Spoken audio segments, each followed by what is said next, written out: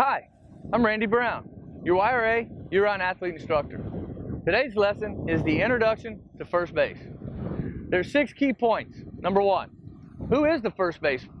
Number 2, the type of glove that you use. Number 3, the protective gear that you wear. Number 4, the positions on the field a first baseman would play.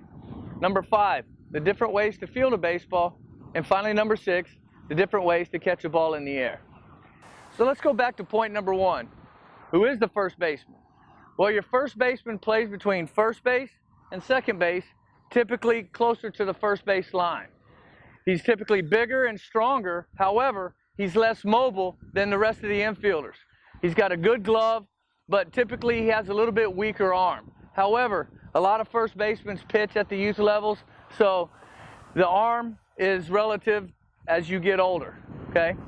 And point number 2, the type of glove that you use. At first base, you want to use what we call a trapper. As you can see, it's different than a conventional glove. It's more rounded in the fingertips. It's bigger. It allows you to dig balls out of the dirt. That's why we use these. It's more beneficial to use a trapper than a conventional glove. And point number 3, the protective gear. Nowadays, it's real important with the hot bats. It's real important to protect yourself when you're out on the field. I always make it mandatory that every player wears a protective cup. If you need sunglasses, wear them. And nowadays, a lot of these kids are starting to wear mouthpieces in the infield. So whatever you need to protect yourself in the infield from injury, wear it. Point number 4, the different positions on the field a first baseman would play. As you can see, I have baseballs laid out for the different positions to play, and I'm going to talk about each one individually, starting with the regular depth. Right here is where you would typically play throughout the course of a game with nobody on base or with 2 outs. You have more range, you're able to cover more ground, so the deeper you are, the more range that you have. Plus, you don't have to hurry and make a throw. First base is right there. You'll probably have to flip to a pitcher. So give yourself the maximum amount of range. Your depth here will be determined by the hitter and what the coach tells you, whether you shade more to the line, shade more off to the line, or maybe play a little bit closer in. The next depth here is what we call double play depth. And this depth right here, we're going to play when there's at least a runner on first and second base, or maybe even bases loaded, where we're giving ourselves more range to be able to make a turn here to second base. So we'll play here to give us a little bit more range when in a double play situation with runners on multiple bases where I can turn a double play. The next one here is even with the bag. I'm probably playing here maybe to come in with a runner on third base, try to cut down a run if need be.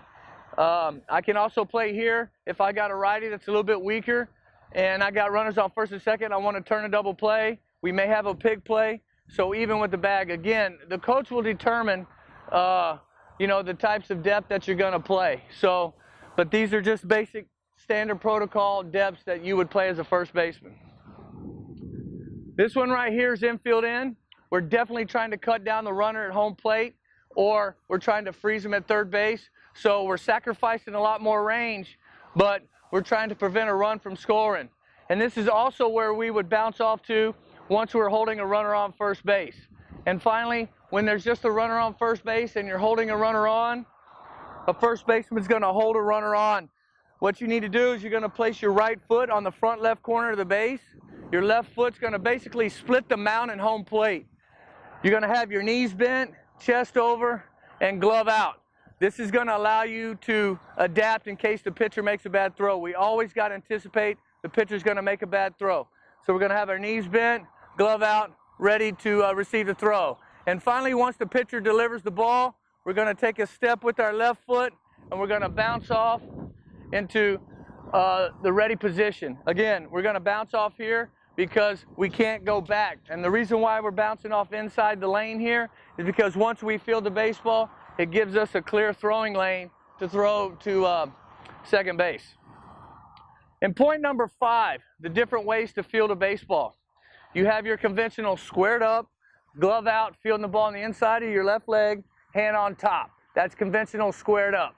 The second way is where you're playing a ball into a backhand. So your left foot slightly out front, the ball is placed on the inside part of your right knee, your glove is down in a backhanded position. That's playing a ball into a backhand. A ball that extends us into a backhand is we're going to field the ball off our glove foot.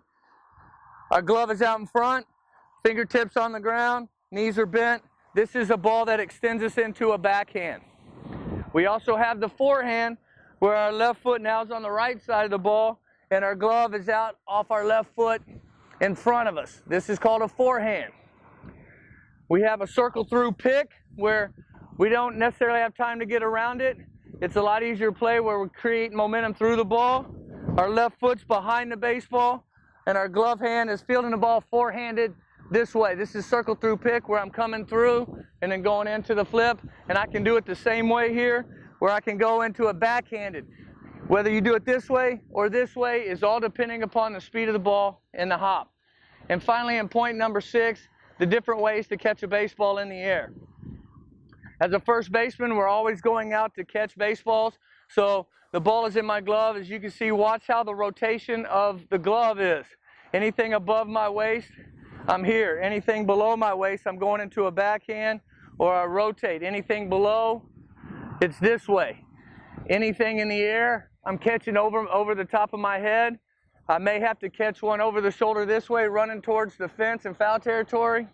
And I may have to catch one over the shoulder, off my right shoulder, running back towards right field. So remember these 6 points. Number 1, who is the first baseman? Number 2, the type of glove that you use. Number 3, the protective gear that you wear. Number 4, the positions on the field a first baseman would play. Number 5, the different ways to field a baseball. And finally, number 6, the different ways to catch a ball in the air. That's the introduction to first base.